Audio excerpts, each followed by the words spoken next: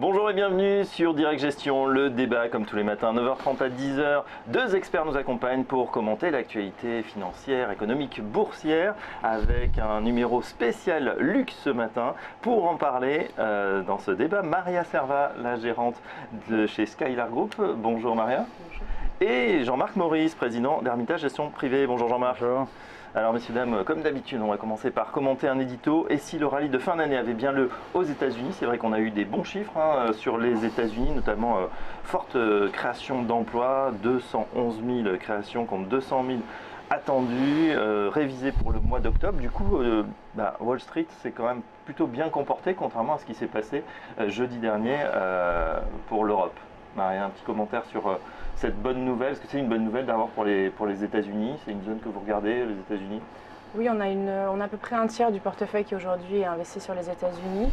La bonne nouvelle, c'est effectivement que le marché de l'emploi se tienne bien. Et ça va de pair avec une augmentation des taux qu'on attend du coup pour la mi-décembre. Ouais, cette hausse des taux, on pense maintenant qu'elle est acquise pratiquement. Oui, on a tellement attendu. Elle est pricée complètement et je pense que ça va faire du bien. D'ailleurs, le marché l'a complètement exprimé vendredi avec une hausse de 2% sur New York. Après ces chiffres de l'emploi qui étaient à peu près la dernière statistique que regardait Mme Yellen avant de décider le 16. Et là, il n'y a plus aucun doute. Après ça, l'interrogation, c'est comment va-t-elle, le fameux graduel de sa remontée des taux, combien va-t-elle remonter des taux sur le 2016 et 2017 voilà. Ouais, c'est vrai que c'est maintenant la vraie question, le relèvement. C'est vrai qu'on n'a pas eu de relèvement depuis, je le disais tout à l'heure, juin 2006, donc c'est vrai que c'est une vraie première.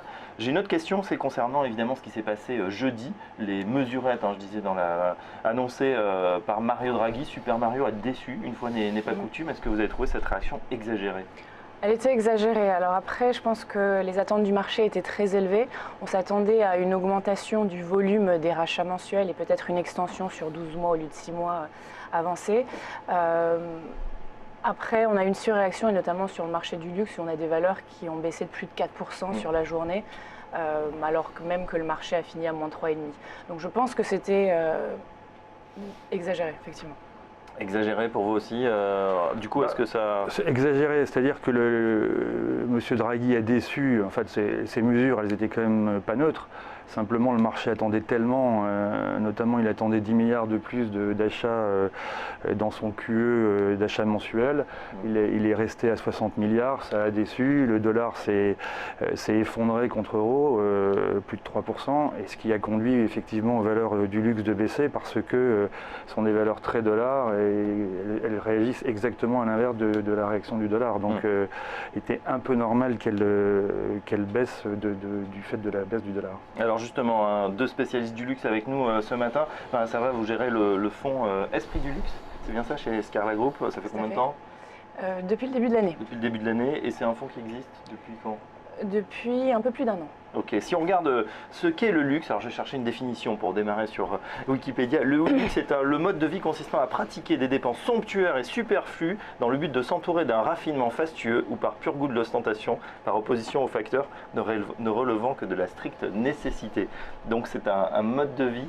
Pourquoi, à votre avis, ce mode de vie, enfin ce luxe ou ce secteur du luxe va continuer à être porteur? On a besoin de ce luxe ou... Est-ce qu'on a besoin? C'est une bonne question. Après, il n'y a pas réellement de définition du secteur du luxe, c'est plutôt une valeur statutaire qui est mise en avant par rapport à une valeur d'usage. Maintenant, je pense que les facteurs de soutien du secteur, les facteurs de croissance sont réellement structurels, comme l'enrichissement de la population ou encore l'émergence d'une classe moyenne. Donc ces facteurs-là soutiennent le secteur et vont le soutenir à moyen terme. Avec le relais évidemment de tous les pays émergents qui ont besoin de ces marqueurs sociaux. Bien sûr. On sait notamment qu'en Chine, on a besoin de... la valeur statutaire est mise en avant, effectivement. Voilà. Donc il faut avoir des belles marques et ça tombe bien, c'est plutôt des marques françaises. C'est ça. Voilà, oui, tout à fait. Non, mais je suis parfaitement d'accord. Je résume aussi, Jean-Marc, pourquoi vous êtes là ce matin. Vous gérez un fonds chez Hermitage Gestion Privée qui s'appelle Luxe et Low Cost. Vous avez mêlé, peut-être pas le meilleur de deux mondes, mais des choses contre-intuitives. Pourquoi ce fonds Luxe et Low Cost? Parce que justement, l'idée, c'était de marier les deux extrêmes du spectre de la consommation. C'est le fameux effet sablier avec les marques des extrêmes qui fonctionnent et les marques du milieu de gamme qui ne fonctionnent pas. Alors, c'est pas tout à fait comme ça que ça se passe, mais c'était un peu l'idée. Et puis également, c'est un moyen de ne pas être uniquement concentré sur le secteur du luxe et qui permettait aussi d'aller sur un autre secteur de la consommation qui est le low cost. Et effectivement, mais les deux secteurs en plus de ça sont très intéressants boursièrement parlant parce qu'elles ne fonctionnent pas de la même manière au même moment. Donc, ce qui fait que ça permet de baisser aussi fortement la volatilité du fonds. Et ça, c'est effectivement très intéressant aussi. Donc on va trouver du Luxottica, du LVMH, mais aussi du EasyJet. Oui. Ou du Inditex à Césara. Exactement. Ou du Ryanair, alors ça c'est le champion de low cost dans exactement. Dans tout autre secteur. Vous me disiez en préparant le sujet que cette année en tout cas, le low cost avait mieux performé que le luxe. Oui. Nettement, le luxe c'est une année, c'est une année difficile. Alors heureusement, pas si difficile que ça en Europe parce que toutes les valeurs du luxe européennes fabriquent en euros et vendent en dollars. Donc la hausse du dollar a été un booster énorme pour toutes ces valeurs. En revanche, quand vous regardez les valeurs du luxe aux États-Unis ou les valeurs du luxe en Chine, à Hong Kong notamment, là ça a été un vrai massacre pour ces valeurs parce qu'elles fabriquent en dollars. Je pense à Tiffany, à Michael Kors, à Coach. Ou à Hong Kong, toutes les marques autour de la joaillerie, ce sont des performances à moins 30, moins 40 sur l'année. Donc ça a été dur. En revanche, l'Europe a été nettement meilleure pour le luxe. Par opposition, les valeurs du low cost, aussi bien d'ailleurs aux États-Unis qu'en Europe, sont des valeurs qui sont très locales. Par exemple, EasyJet ou Ryanair, elles ne fonctionnent qu'en Europe.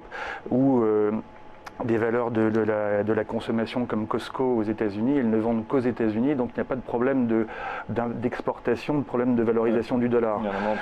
Moins d'effet dollar. Exactement, beaucoup moins d'effet dollar et des valeurs domestiques. Et cette année, ce sont les valeurs domestiques qui ont plutôt mieux marché que les valeurs d'exportation. Et puis troisième élément important, c'est la Chine.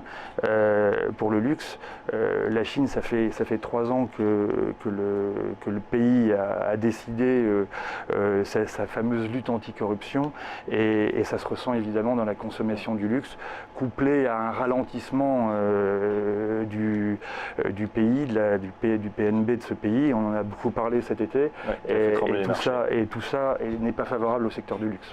Maria, même constat sur cette année, le luxe, comment ça s'est passé? Alors, la performance du secteur en bourse s'est faite sur le début d'année. Comme vous l'indiquiez, grâce à la baisse de l'euro. Si on prend le proxy du marché, le LVMH, avec... Le proxy du marché, c'est quoi? Le proxy du marché du secteur du luxe, c'est-à-dire le géant. Le géant. Le leader. A enregistré à peu près 18% de croissance du chiffre d'affaires sur les 9 premiers mois de l'année, avec 12% d'effet de change. Donc ça, c'est le premier élément. Deuxième élément, c'est que à partir de cet été, on a eu un petit coup de mou sur le secteur du luxe à cause de ce qui s'est passé du crack en Chine, des dévaluations successives et de la crainte de la baisse de la consommation du consommateur chinois. Mais je nuancerai en fait les propos dans la mesure où peut-être qu'on a eu moins de consommation de produits de luxe en Chine continentale, mais en revanche, la consommation s'est reportée en Europe. On a une Europe qui s'est très bien tenue, simplement parce que les produits étaient meilleurs marchés en Europe. Sur une base 100, encore une fois en Europe, on était plutôt autour des 140 voire 160 en Chine. Et on a eu beaucoup de touristes chinois en Europe, mais aussi américains. Oui, c'est ça, on a l'impression que effectivement, ces pays émergents qui tiraient la croissance de tous ces groupes a freiné pour la corruption et puis aussi le coup de frein aussi du pays. En revanche, aux États-Unis et en Europe, là, on a peut-être plus d'appétence aujourd'hui, on revient, le marché en tout cas progresse. Oui, le marché en Europe, oui. Alors, ce qui est intéressant, effectivement, ce que vous disiez, c'est que en Europe, le marché progresse, et notamment le marché progresse grâce aux consommateurs chinois. Donc, c'est-à-dire que c'est le chinois qui vient chez nous. C'est le chinois. Les chiffres d'affaires des maisons de luxe à Paris, c'est 60%, 70% du consommateur étranger, voire 80%. Et donc là, dernier effet négatif récent, malheureusement, ce sont les attentats du 13 novembre qui ont pour conséquence de ralentir le tourisme asiatique notamment. Les Japonais ont complètement annulé leur déplacement en Europe. Les Chinois vont diminuer, les Américains aussi. Et donc la France, mais également l'Europe, va souffrir de cet événement tragique. Et il y aura un fort impact sur le 4e trimestre. Un impact sur le 4e trimestre, peut-être même sur le 1er trimestre, mais je pense que ce sera temporaire et que ces achats pourront être reportés. Alors peut-être pas pour la totalité, mais au moins en partie en Corée ou au Japon, si on reste sur le consommateur chinois qui est le plus important aujourd'hui, parce que c'est un tiers de la consommation. C'est intéressant, c'est-à-dire que ce n'est pas forcément les locaux qui achètent, mais c'est surtout le tourisme en fait qui provoque ces vagues d'achats. C'est vrai que quand on va sur les grands magasins Champs-Élysées, vous n'êtes pas loin, vous pouvez les vérifier directement. C'est vrai que là on observe très clairement cette baisse de la fréquentation. On évoque une baisse de 15 à 30% juste après les attentats. Effectivement, ça tombe en plus dans une période malheureusement qui est importante pour le secteur, qui est très importante. Quand vous parlez de report, effectivement, c'est important dans le sens où on a les Européens également qui viennent consommer. C'est devenu un tourisme de consommation de luxe, c'est important. Les Européens consomment chez eux les produits de luxe. La consommation européenne est plutôt atone et elle est encore une fois vraiment dynamisée par le tourisme.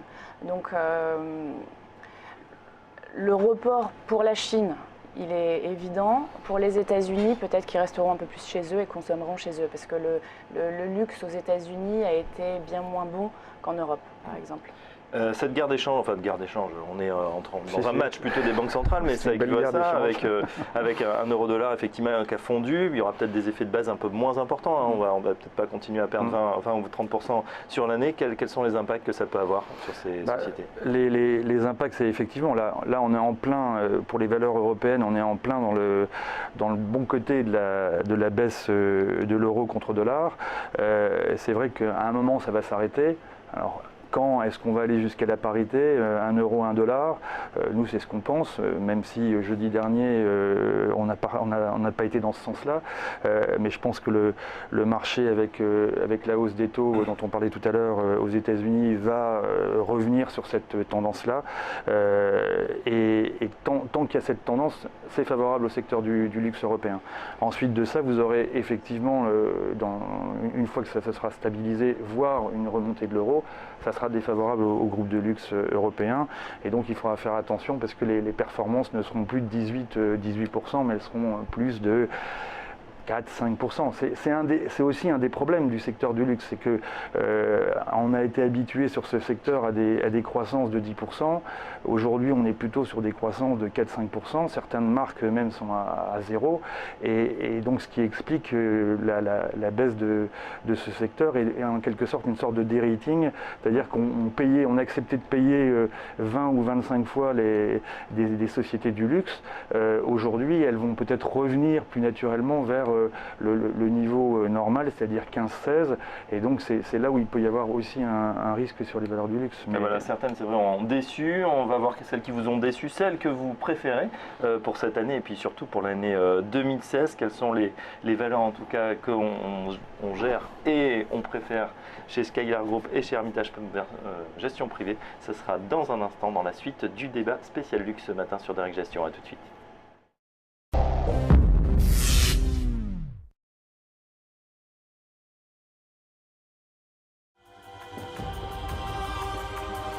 Quand on aime l'action, on se lance sans la moindre hésitation, le plus simplement du monde.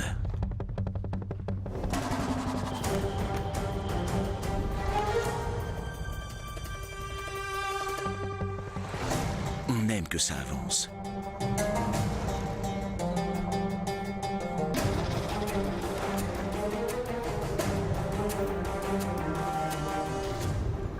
Mais pas à n'importe quel prix.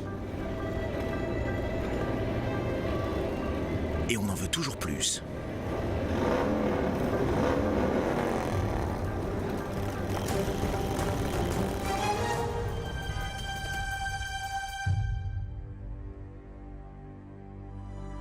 Sur Bing.fr, la bourse en ligne, c'est simple, moins cher, performant et spécialement conçu pour les investisseurs actifs. Bing.fr, vous allez aimer l'action.